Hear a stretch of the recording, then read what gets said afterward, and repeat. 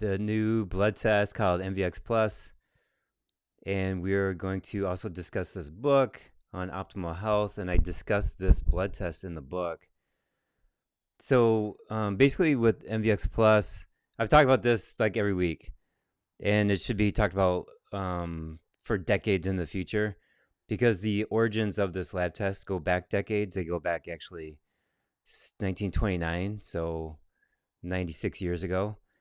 And there's a ton of Nobel Prizes between then and now on people who studied the physiology that this blood test measures. And talking about like Dr. Otto Warburg, the founder of physiology, 1932, he got his Nobel Prize, or 31. And the husband and wife team named Dr. Corey, C-O-R-I, they figured out the lactic acid cycle.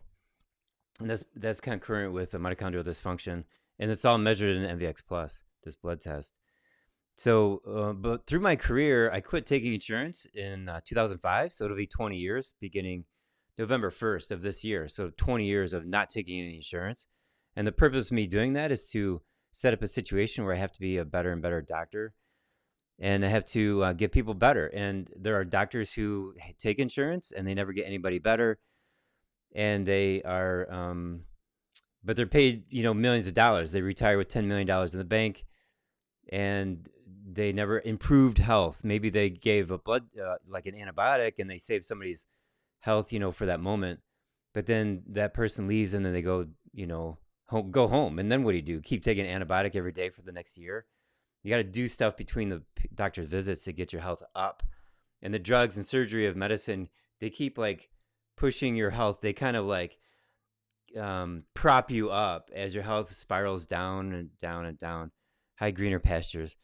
So now I used to listen to on Sirius XM, there's a channel for doctors, and I used to listen to it. And I heard over and over and over again, the doctors would say, well, it depends on what the patient does between visits. And they want you to be better. They want you to improve your health, but it's not their job to make your health better. So don't go to a medical doctor thinking, oh, he's going to improve my health. No, that is not their job. It's not their license. It's not the medical board to promote health. Their job is to drug you. I see it as a punishment. Like if you do poor things for your health and now you're sick and you go to the doctor, they punish you with drugs and surgery. And they save your life in the meantime, right? Like you need an antibiotic, you need a steroid, you need, you got allergies, but if you had like a pristine diet and you didn't have any unlucky exposures, that's a huge factor. Is unlucky exposures like radon and pesticides and herbicides and toxic food and gas leaks and, stuff like that. Like if you live near a highway, you're getting exhaust, that kind of stuff. If you're using like chemicals to clean your house, I just found a study. It was done in the Netherlands or in Norway. I can't remember. It's up there. They did a big study. It's like an epidemiological observational type study. And people who use conventional cleaning fluids, like to clean around their house, it's like smoking cigarettes, and they die 10 years earlier than normal normal age of death. And so, cleaner, if you've ever like smelled a cleaner and it's like a little bit harsh on your lungs or your mucosal membrane in your nose and the back of your throat, yeah, like it's damaging to your tissue. So there's a lot of natural cleaners on the market, and you can go with that. So easy solution, but then you have to detox too.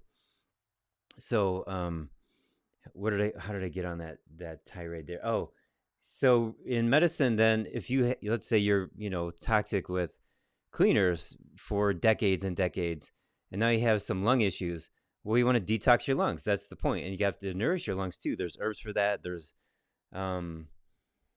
detox, binders and stuff like that. And, there's an herb for lobelia. There's an herb for asthma called lobelia. And a long time ago, when I was in school, when I was in chiropractic school, I was dating a girl, and she had terrible asthma. And it was always at night, laying down, going to bed, she'd have an asthma attack and have to use the inhaler. It was very frightful. So, I look up herbs for asthma, and lobelia came up in the book. This is before the internet. So I go to the local health food store and I buy her some lobelia, and it cured her. Like it was that simple. It was a little tincture, 2-ounce bottle tincture of lobelia. And why are no hospitals using lobelia for asthmatics? Why? I don't get it. Like, it was that simple. Like, just, so that's, and there's a few doctors I follow on social media. I'm not going to say any names, but they say the worst things about holistic healthcare, herbology. They say the worst things about functional medical practice, finding the cause, spending money on supplements, and it's unbelievable what I come across. So I'm going to make one video in particular to debunk this one guy, and you'll see it if you subscribe to my channel. Check it out. I'm going to work on it tomorrow, and I'll publish it hopefully tomorrow. And it's just like, it's a short minute and a half of just lies, lies, lies, and he's not very emotionally intelligent. He's sort of immature regarding that, but he's got millions of followers on YouTube. So, and when I make a comment on his channel, people don't like my comments. Not a single person would like my comment.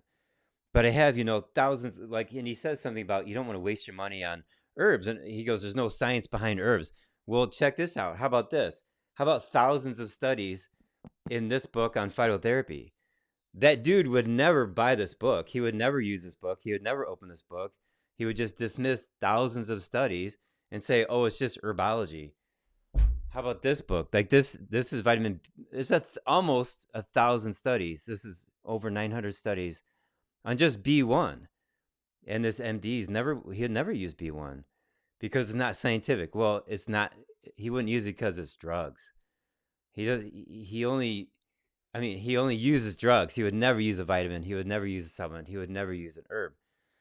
So, and I hear this over and over again my whole career, how, we have a patient who gets better and then they retake a test, whether it's a PET scan, CT scan, or some kind of blood test, and they're cured. And the MD says, oh, well, the original score was wrong, or the original scan was misdiagnosed, or the original, and there's always some mistake with the original diagnosis. That has happened so many times. And if the medical profession can't trust their own diagnostic tools, then why did they even use them in the first place? What's, shocking to them is this idea that these chronic diseases can go away. Like the body can heal itself, and they are trained in school. The body can't heal itself. The body's the enemy. The body has symptoms, and so you want to punish the body by, drugging the symptoms, and the body's always wrong. And you add a drug, and then you have another symptom from the drug. So you got to add another. I've seen that over and over again. And you know it. I'm talking to my people right now. So, but it's validating to hear over and over again, what you know to be true. So, doctors are strange ones. Yeah, and it's because they're paid to work in a certain way. And if they were to go off on some tangent regarding, I remember there was an endocrinologist I used to know in Toledo back in the 90s, and he used estrogen. And I said, hey, there's, progesterone. How about that? And you could buy progesterone over the counter in a cream, wild yam complex, for example. There's an herb called wild yam, and it mimics progesterone. And he goes, no. It's got to be approved by the FDA. And it's like, well, okay, how about looking at the science? Like the FDA approves drugs, they don't approve supplements. That doesn't mean the supplements don't work. It means that, he's saying, oh, and he went on vacation. This is when pharmaceutical companies could take medical doctors on vacation. So he, talked about going to Mexico with his family in payment for speaking on the drugs. One time I met a medical doctor, and I used to belong to a speaking group. It was like a training group. It was really interesting, public speaking. And he worked specializing in geriatrics, and he talked about using the bisphosphonates, which are drugs for osteoporosis. And those drugs will make your bones thicker and denser on a scan, but they become more fragile. And instead of imparting calcium and the correct minerals into the bone, it imparts fluorine. And so fluorine's a poison. And so therefore, bone fracture rates go way up. And in 5 years, the chance of having a bone fracture is like 67,000% greater when you take these bisphosphonates. And I talked to him about it, and I said, so, and he had retired. And I said to him, so what about your patients on those bisphosphonate drugs? He goes, oh, they're probably all dead. And he had no emotion whatsoever. I don't know how many years earlier he had retired. And I was like, it was shocking to me that he cared so little that all of his patients that he put on this drug are probably just dead. Okay. And it's like, okay, well, I don't know, work on that, make their longevity better. So, hi from Florida. How's it going? It's going great. The weather out here in Michigan is absolutely fantastic. High of 76 or high of 81 today and sunny. So one time I was talking to a GI doctor, asked him about probiotics. He said, oh, some of my patients talked about them, but he did nothing. Yeah, I had an employee, and she used to work for a GI doctor, and she said to me, and she was there for years, 10 years or something. Every single patient had the same exact diagnosis, and it was IBS. That was a diagnosis for every person that walked into his clinic, and he gave Prevacid, Prilosec, which are the heartburn drugs, and then something else I can't remember. And that was it. He worked with 3 medications, and that was it. One time I moved into my first house back in 06 or something. I bought a house. It was moldy and it caused constipation. And for years I couldn't figure it out, like why I had constipation. And then my basement flooded, so I ripped up the carpet and I saw, oh, there's black mold underneath the carpet and behind the walls. They took the walls out down to the concrete. And so fixed that up. But I did get like a sigmoidoscopy, thinking I had cancer, thinking what the heck's going on. And during the scope, the doctor said everything is fine. She said, take Metamucil. And I was like, I've been taking Metamucil. It sucks. I need something else. And as she's leaving, she says, take Metamucil. And then she closed the door behind her, so I couldn't respond to her. And that was it. Like, you can't even recommend a probiotic. I went through a lot of probiotics, and I finally found one that worked. So there's a total disregard. It's a willful ignorance regarding supplements and herbs to heal the body. And then it becomes a militant, like, drugs, and everything else is bad. And so I see this over and over again with a bunch of doctors on social media. It is unbelievable, the ignorance, the arrogance. It's very brutal. And it's also, I don't know, it's shameful how ignorant they are. There's one doctor, he's a cardiologist, and he talks about LDL cholesterol is the main cause of congestive heart failure, plaquing in the arteries, and Alzheimer's. Totally not true at all. Not true.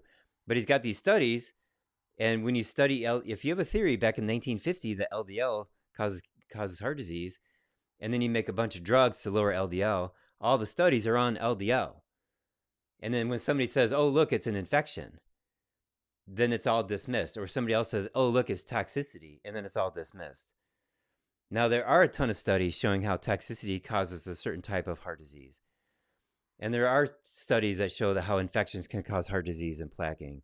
As a matter of fact, I just made a short regarding, it was a toxin from the microbiome of the gut that makes the toxin causes plaquing in the arteries.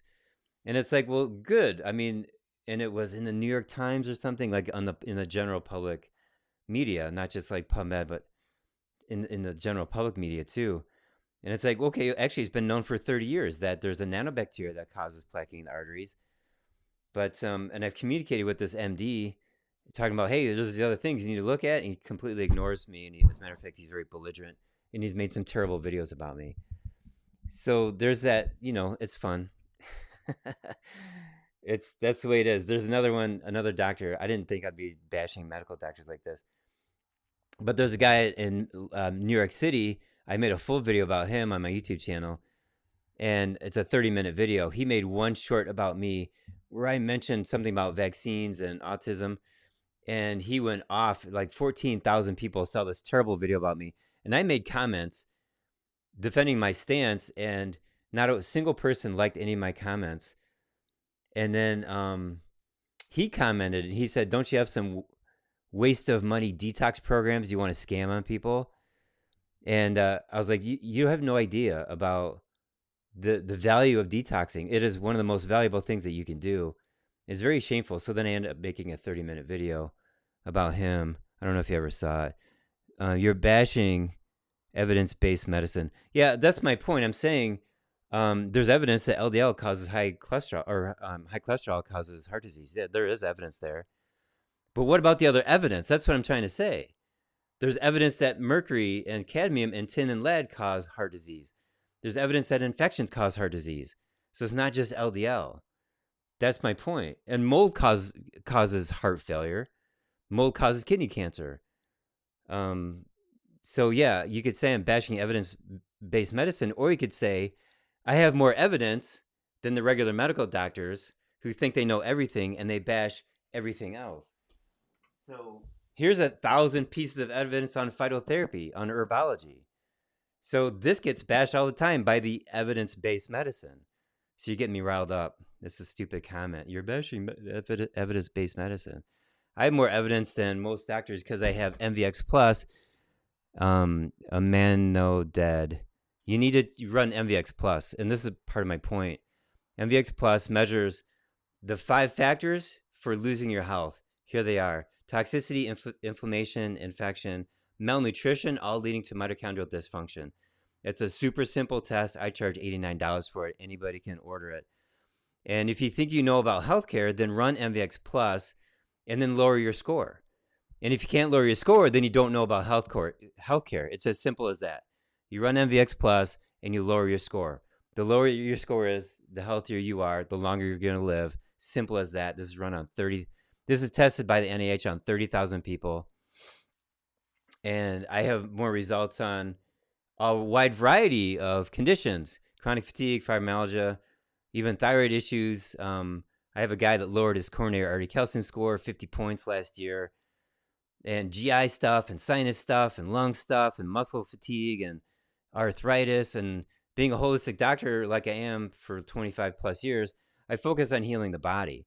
So my specialty is not muscle. It's not bones. It's not brain. It's not heart. My specialty is healing the body. So healing the body, you have to first know some principles. There's some philosophical principles. And then, and here they are: detox first, then nourish. Those are principles right there. Use anything that comes from Mother Nature, and that includes herbal antimicrobials, which, you don't want to take every day for the rest of your life. You cycle them and eventually stop them. And then meat is good, plants are medicine, and grains are not necessary at all. Since 1999, I've purchased 5 loaves of bread. Nobody needs grains. I've had a lot of discussions with people from the East, the Oriental East, and they're like, but my family lives off rice. Okay, great. Nobody needs grains. Nobody needs rice. Nobody. And pasta, stuff like that. So, anyway, so MVX Plus then levels the playing field for everybody, patients and doctors. That number needs to come down. And if you don't get those numbers down, then you're missing the point. You're doing the wrong treatments. You're doing the wrong therapies. You're seeing the wrong doctor. You're taking the wrong supplements or the wrong drugs or the wrong diet. And then it helps you pivot. So I have a really interesting story. Last week, I had a patient. She's been with me for a long time. She doesn't have a lot of money. And she's had parasites come out of her. I put her on parasite supplements.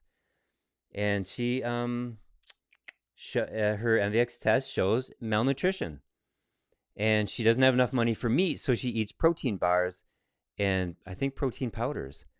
And it causes diarrhea. And she blames her diarrhea on a virus. And she blames Lyme, and she blames parasites. And on MVX Plus, her glycate is low, which means she has no infections and inflammation. And I looked at her, I was like, you have malnutrition. You're not eating enough meat. And she goes, but virus causes diarrhea. Parasites cause this. Lyme causes blah, blah, blah. I'm like, okay, great. Stop talking about infections, because MVX Plus tells you that your real problem is you're malnourished. You're eating junk food. You're eating processed protein bars. I don't care what brand. You need to eat real meat. And after about 25 minutes, she gave up. She gave up arguing with me because we have MVX Plus. I've known her for 12 years. And so, probably eating meat is cheaper than buying all these, Barbella and body, builders bars and protein bars. Just eat meat. Just get like ground beef, real cheap in bulk or something. So, all right. Um, anyways, so luckily we're in a free market, so you can choose whatever kind of doctor you want to choose. You can choose whatever treatment that you want to choose. And if you have cancer, I would definitely recommend seeing an oncologist. And I would go see like a holistic oncologist. I would also see a holistic dentist. And then I would also see a really good nutritionist, get on the right herbs and supplements, and do research online. So just seeing an oncologist is a good start, but you absolutely have to learn more. You do more than just that. And if you have heart disease, you got to find out why. So I have a patient. He lived in a moldy house. He had terrible heart problems. At the age of 36, he had a heart attack, and his coronary artery calcium score kept climbing up. And so he moved out of, and he said at one point he had mold in his house.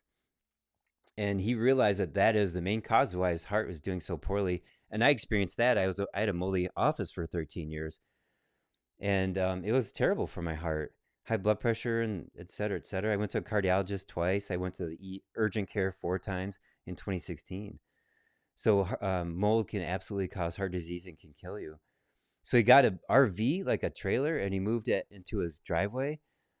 And the RV had mold. This poor guy. So he had, I don't know, I haven't talked to him in a while. But now he's taking a product called NanoBacTX. NanoBacTX is a supplement designed by cardiologists that breaks up the calcium deposits in your arteries. It also has grapeseed extract for killing off nanobacteria organisms in your body, which can cause plaquing. It also has a lot of vitamin C to repair the arterial tissue. And it's got a lot of enzymes to break up unwanted proteins in the blood and hopefully break down the plaques. But the thing that breaks up the calcium deposits is a form of EDTA. So anyways, it's a fantastic supplement. And this is the main product that reduced my patient's coronary artery calcium score 50 points last year. It went from 650 to 600. So, in about 8 months. So, I want to talk about this book. This guy's Zari's asking me, will you be answering questions? Yeah, I can answer questions. Thanks for following me. I really appreciate that. So this is my book, Optimal Health. It's on Amazon Kindle. The 7-step system for transforming your health and with nutritional healing. So, this book, I started writing it in 2016, and I had a ghostwriter, and I kept giving her notes, and I kept finding more and more discoveries. And I was like, oh, we have to add this. And then a month later, oh, we have to add this. We have to add that. And at some point I was like, look, we have to stop, because I keep finding all these new cool things. They're worth adding to the book, but give me a few years.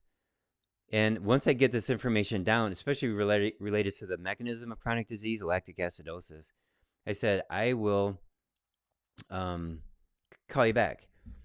And the question is, what drug did you just say? It wasn't a drug. It's called NanoBacTX. It's a supplement. So anyways, I called her back years later. I forgot how many years later. So 2016, and then 2020, 2021, somewhere in there, I called her back. She goes, no, I can't take you as a client anymore. I'm going to refer you to somebody else. So I worked with somebody else on the book. And then it sat in my inbox for a year, and I was like, I don't know what to do with it. So one of my patients actually is a book publisher. So he designed the cover, and then he designed the back, and then he designed the inside of the cover and the front and the back. Like it's a professional that does this right here. Sorry. It's a professional. I can't. It's a professional that does this kind of stuff. And then you have to register it in the federal library. Anyways, he did all this and then got it on Amazon Kindle. And then I was like, wait a minute, I just discovered B1 and how important it is. So we added a chapter on that. And then I said, wait a minute, this year I said, we got to add a chapter on MVX Plus. So we added a chapter on that. So it's been a long time now. It's 9 years in the making of this book. And now I think I'm done because I added MVX Plus, and it's all set to go. So it's actually been edited maybe 2 or 3 times since it got published on Amazon Kindle. So the latest, greatest version has been up now for about 2 months on Amazon. So, hey, Doc Bates, How would you compare Cerulita Plus versus Nanobac TX? Nanobac TX is the thing that really digs out the plaquing. The Cerulita Plus is healing of the arterial walls and reducing inflammation. It's whole food. So if somebody has serious plaquing in their arteries, it's Nanobac TX. If somebody's pretty healthy and they want to stay healthy, Cerulita Plus. But I actually prefer Cerulita more for the arteries than Cerulita Plus, and there's a little bit of a difference there. Cerulita has inositol in it, and maybe choline, but that can dissolve fatty plaques. So Cerulita, and this, I mean, when I had mold, I had this terrible chest pain, and I could take, like, let's say 10 Cerulita pills, are really small, and chew them up, and within 10 minutes, my chest pain was gone by doing that with Cerulita. Hi, Kayon. I, I have a bunch of cool people follow me now. Best exercises for weight loss. The best exercises for weight loss are the kind of exercises that drop your blood sugar in, and you want to get more into the keto. What am I looking for? Ketosis. Yeah, you want your body to burn ketones. So like sprinting would be the best exercise for weight loss. And you could also argue weightlifting, but I think for weight loss, only like 5% of weight loss is from exercise. The other 95% is from your diet. So eating lean meat or fatty meat, you can choose fatty meat, but eating meat and then being happy with it and like eating enough so that you're then you can wait 5, 6, 8 or more hours before you have your next meal. So let me spell this out. So last year I had this gas leak at my house. I didn't know it until December 7th. So like all year I'm like, why do I feel so bad? And so I was eating more carbs, less carbs, still eating meat, but I was not trying to lose weight or do anything with my diet because I thought I was dying from this gas leak. So once I found it December 7th, then it's like, okay, I'm going to go back into ketosis. I'm going to go back on the carnivore diet, which I've done, and I'm back in the gym more. So now I'm happy with the weight loss. And not that I have to lose a lot of weight. So like 185 down to 176. Right now I'm at 180. This morning I was at 177. So I'm pretty happy with that. But the point is, there's a lot of things that can prevent you from losing weight: parasites, mold, candida, medications, steroids like that, hormone pills, hormone dysregulation. A lot of reasons why people can't lose weight. But the first way to lose weight is reduce your energy intake. That's fat and carbs. Now, I'm a huge fan of the low carb diet, but I've seen a lot of people eat low carb and they eat high fat, which is good, but it can prevent weight loss. So if you keep your protein up and then fat and carbs down, that mimics the diet of the 1970s and earlier. The diet back then was high protein, low carb, and low fat. Thanks, Dr. Bates. Here's a good one. My dad's kidney filtration rate is down to 20% and 3.2 creatinine. Yikes. Oh, this is for somebody else, but there's a product called Cater from Systemic Formulas, Alicia's healing channel, KDIR. It can raise up the GFR, so your filtration rate can come up. If it's at 20%, there might be a chance of raising that back up. I've had people like at 32%, 38%, and I brought their kidney function back up, their filtration rate back up to like over 60%. Now, it does not affect the creatinine. That's a different animal. You got to treat that differently. So I have bad neurological issues. Oat test, high lactic acid, keto, glutaric, Krebs cycle messed up.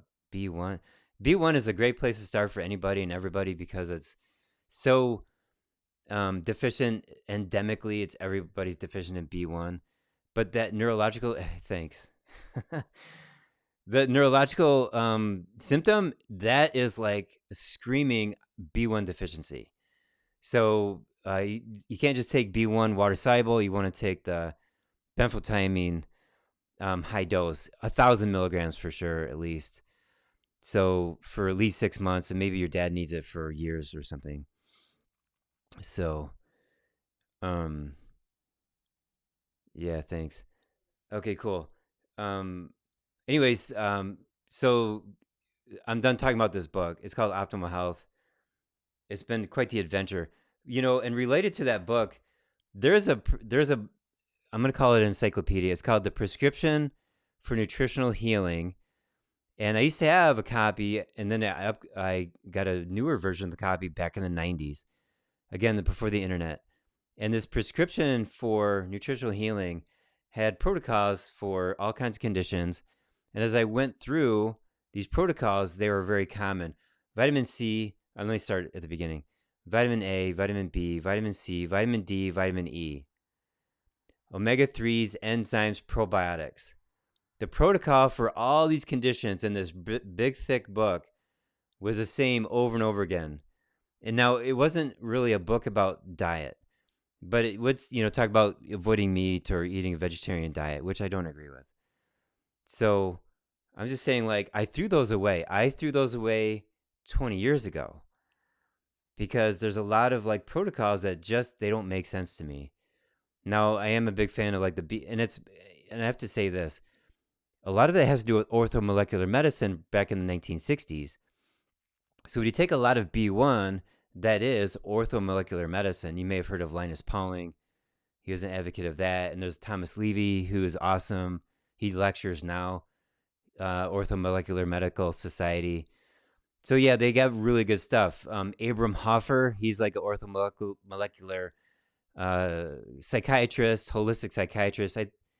He passed away maybe 10 years ago. So if somebody's got some severe psychiatric issues, you could follow those protocols from the Orthomolecular Medical Society and have some good benefit. But there's more to it now. We know more now than back in the 60s, and even since Abram Hoffer died.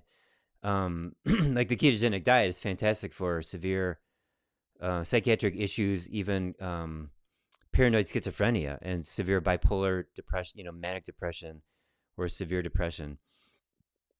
So what's something you talked about that helps when you're around mold? You got to get out of the mold. Biotoxin binder is my favorite. The original Jackie. And there's another one from Carboxy. They're both from Cellcore. You can go to cellcore.com, CELLCORE. You have to fix the mold or else it won't work because you just keep re-exposing yourself. When I was in that moldy office for 13 years, I dreaded rainy days because the air was so thick and humid, and I'd walk in that office. You open the door, you could just feel it walking in. It just presses on you. And it's like, and the mold was, behind the walls. You couldn't see the mold. You could see water stains on the drywall. What a terrible mess that was. So, but I was talking about these encyclopedias, and so they had protocol after protocol after protocol. And now my book, I'm sorry, I got to talk about the book. Look how thick it is. It's not thick at all. Look. I even know how many pages is it? 127, 141. So it's 150 pages. And what I do in the book is I talk about like the causes of chronic disease. And there's a finite number. I'll tell you right now, there's three toxins: metals, chemicals, radioactive elements. There's 5 infections: Lyme, fungus, which is mold, candida, etc., virus, bacteria, parasites. And there's lack of drainage, so organ dysfunction, and there's malnutrition. So there's the 10 causes of chronic disease. And you might, argue that there's more, but I'm pretty confident with those 10. And so when you have the principles of healing, you work with that instead of like thinking everything causes everything. And I've had doctors tell me that. And one time I knew a girl, Pfizer worldwide headquarters used to be in Ann Arbor. And I knew a bunch of people that were research scientists for Pfizer. And there's one woman, she was very overweight. She had breast cancer in her 40s. She ate a bunch of sugar, and she was in charge of 1 million laboratory experiments per year at Pfizer. And, I chatted with her, and I said, sugar, and I knew that she ate sugar a lot. And I said, sugar is a primary cause of cancer. And she said, everything causes cancer. And I was like, not true. Not true. It's a finite number of things. Yeah, but there's a lot of toxins. Yeah. And there's a lot of lifestyle choices, but they all fit into these categories. And if you're eating sugar, what's the point? Nothing works. I had a guy, he had 4 kinds of cancer at one time, and he was from Chicago, and somebody drove him to my office, and he weighed 105 pounds. He used to be 180, and he fell down in the parking lot trying to get into my office. And when I saw him, I'm thinking he should be in hospice right now. Like, why is he in my office? He shouldn't be here. And he died like 2 or 3 months later. But he did all the holistic things. He took all the supplements. He did colonics for 2 years. And I asked him about his sugar intake, and he said, "Oh, I only have sugar with my coffee in the morning, 2 spoonfuls." And I was like, "Oh, that's why you're not better." Like, that 2 spoonfuls of sugar every day cancels out all the things that you were doing to try to get your health back. Very sad. And I think he was a little bit delusional, because he said that his weight was lower, dropping, but it stabilized at 115. And I said, you just weighed in at 105. It's not it's still dropping. So kind of sad, but hey, Dr. Sneed, good to see you. All these comments. Have you ever helped AFib patients? Yeah, I used to have AFib. And I've helped other people with AFib. And sometimes I haven't been able to help it, but it's way more than just taking magnesium. And B1 can be a very strong supplement for that. But you got to get rid of the cause too. Mold can cause it. The gas leak can cause it. Yeah. I have a lot of bloating problems. Everything I eat causes me to bloat. So, Maria, there's a situation inside your body that you have to fix. And that's the thing with GI conditions, is that, somebody might say, "Oh, it's just simply your microbiome. You need a probiotic." I wish it was that easy, right? Just like take the supplement, then you're fixed. But you got other digestive organs, right? You got the pancreas, you got the stomach, even the parotid gland here, saliva production, that can be a problem. The pituitary tells the stomach to make hydrochloric acid, so it could be pituitary. It could be all these things. It could be gallbladder, liver, the ducts, the bile ducts, the pancreatic ducts. Maybe you might have a stone in the duct blocking it or something. The duodenum is the first 3 feet of the small intestines. That's its own special little section of the small intestines. So you should see like a holistic person. And somebody asked if I'm taking new patients. I'm not. But I have 8 or 7 other doctors in my office who are taking new patients. So you can talk with them and they can help you figure it out.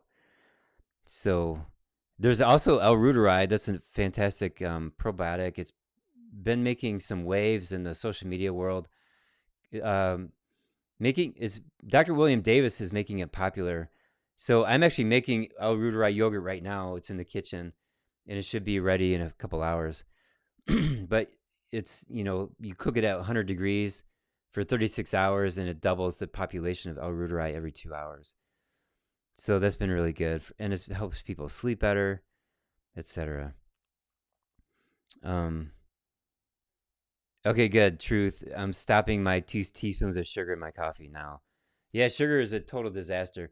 Check this book out, Ravenous by Sam Apple. This is an absolutely amazing book. It says, Otto Warburg, the Nazis, and the search for the cancer-diet connection. So this guy he basically said sugar causes cancer, which is totally true. And it causes it through a mechanism of depleting B1 and creating lactic acidosis, which is the mechanism of chronic disease, and is concurrent with mitochondrial dysfunction. And so, yeah, it's a fascinating. And I like World War II stuff. This guy's a gay Jew in Berlin during all of World War II. And then he had to leave Berlin. He moved north about 40 or 50 miles because the Russians were coming in. And he didn't know what the Russians would do to him. But the Russians actually respected him. So, and the Nazis were harassing him to we want your lab assistants to fight the war. And he would fight them, and it was amazing. So I was strict clean carnivore for 6 months, gained 20 pounds, and the animal hormones gave me horrible hot flashes. insomnia, and just bad blood work all around. I switched to low-fat vegan to flush fat 12 months. So if you had this strict clean carnivore for 6 months, consider maybe the fat content. I mean, the carnivore diet is not right for everybody, that's for sure. So, but at least you tried it. Now, if you had animal hormones, maybe it was like commercial meat. It wouldn't be in the organic meat. But I saw, like, if you are eating commercial meat, you'd have to eat like 6 cows a year in order to have detrimental hormonal effects. But it sounds, Alicia, more like a liver condition, liver dysfunction, or gallbladder dysfunction. So that's what it sounds more like. I hope this is helpful, because I've seen that before. Then I fix people's bodies up. I fix their liver, gallbladder. Then they can eat more meat. So I think I'm like butting in on other people's conversations in the comments. So I'm going to move to TikTok. Is juicing a problem? No, it's not a problem at all. Is it not true that the body recognizes a sweet as a sweet? No different if fruit or cane sugar? There's a difference in that when you have fiber with fruit, like eating a piece of fruit, that's way better than drinking fruit juice. But there's a lot of other factors too. I think the high fructose corn syrup has, it's contaminated with mercury. You can search that up. That's a true statement. So you're just consuming a poison. So, but if you were to consume fruit versus cane sugar, everybody reacts differently. So if you had a continuous glucose monitor on your arm, you could tell the difference. You can experiment with that. So it's okay to have a fruit spike, like a fruit, consume fruits and then your glucose goes up. That's fine. And then it comes back down. Then the rest of your day or the rest of your week, your body's running on glucagon instead of insulin. Glucagon is the main digestive hormone to keep us happy and healthy, whereas insulin is more for emergencies or for occasional fruit consumption. So there's something else I wanted to say about that. The spiking of the fruit, the glucose. Oh, there's a thing on TikTok. There's a girl that says at the beginning of her period, she eats a steak, and the rest of the week, she does really well.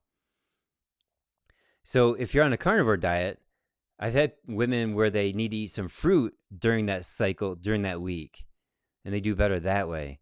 So again, experiment. So maybe you need more fruit during your cycle. Maybe you need a steak during that time. So it's the meathead says, when I go carnivore, I lose weight like crazy. Yeah, everybody's different. And I mentioned about people from the Orient or the East, and I said nobody needs rice. But I've seen a lot of times where they don't do well with red meat. They're more pork eaters.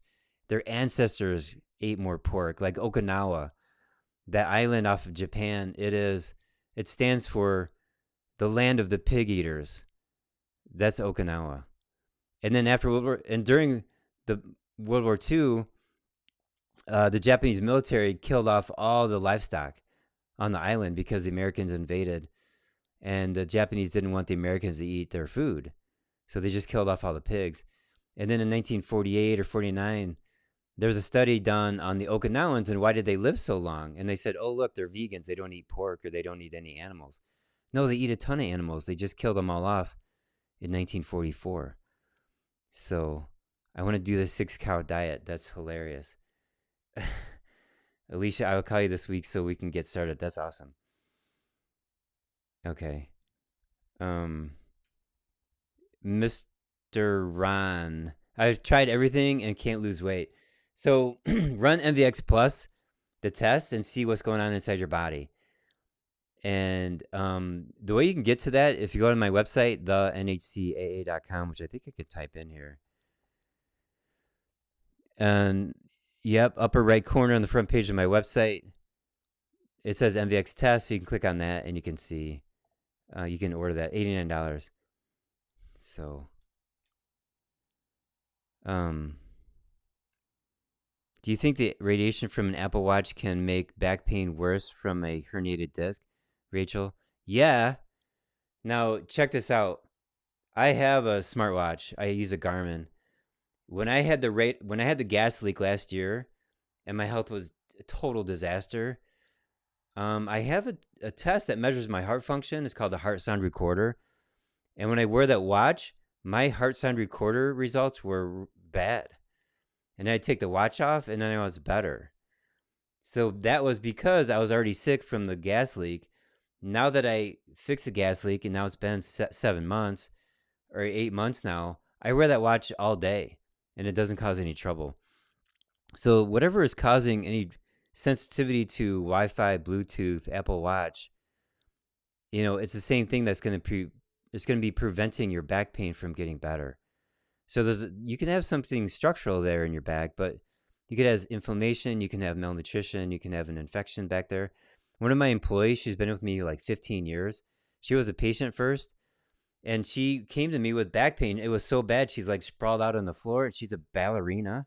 She taught ballet and Pilates too. And she went to a regular doctor who said, "Oh, you have a bacterial infection in your spine. You need IV antibiotics right now." And she just couldn't accept that as an answer. So she came to see me, and I did muscle testing. I do this biofeedback technique. And I told her, "You have a virus in your spine." And she freaked out about that. And she's like, "What do I do?" And I was like, "Here, take this supplement." And she started feeling better within a few days. And she was so enamored by that work, she became a patient. Or she became an employee. So she was my assistant for like 6 or 7 years. Now she's a practitioner. That's Carrie. If you want to become Carrie's patient. Hey, Corey. Hi, Dr. Schmidt. Started Benfo. I'm up to 800 milligrams. Loving it. Any reason to try TTFD as well? Sure. I'm also starting to work on the mold candida and dysbiosis. Yeah, you can start with TTFD and see if your brain works a little bit better. This statement about strong smells makes sense. I get you guys are having a conversation. I'm not tracking with you guys. Let me talk about strong smells if you don't mind. So I had a patient. Oh, maybe she's listening right now. I got her on some detox powder called SP. Are you still on? She's on SP Detox Balance from Standard Process. And now her urine is bright orange, and it's not because of B vitamins. Oh, I'm sorry. No, she's on some other product. But her product is white. When you see a multi-B supplement, it's like orange. And her urine is orange, and I'm thinking, oh, she must be taking a multi-B vitamin. No, she's not. So the supplement is detoxing her, and I asked her, like, what about your bowel movements? What do they smell like? She goes, oh, they're worse. And I said, but what do they smell like? And she goes, it smells like it's got a rotten smell. That's normal. Detoxing, you want that. Another normal detox reaction is smelly armpits. It smells like onions or garlic. Or your mouth may taste like metals. So, or your bowels could smell like chemicals.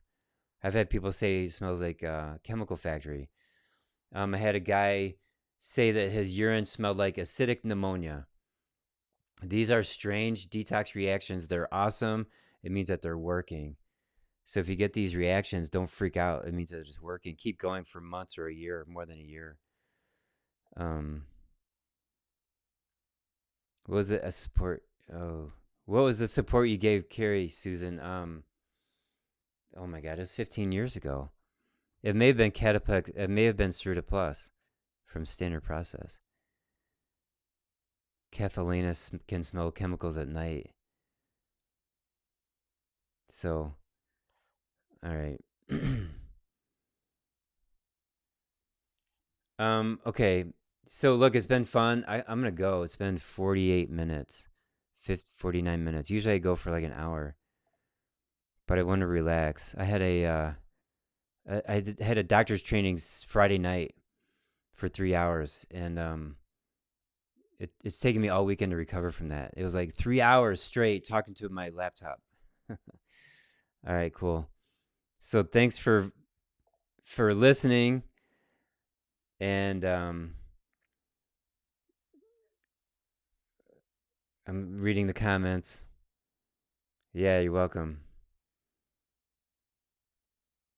Yep. Okay, cool. Eat fruit only for 2 weeks and your bowel movements will not smell. But if you're on detox products, you want your bowel movements to smell. But maybe the fruit can help that out. Yeah, thanks. Okay, so I'll see you in a week. My I'm shooting for every Sunday night, and I just go on randomly. I gotta get hyped up a little bit, and then I can get on. Cool, thanks. See ya. Bye.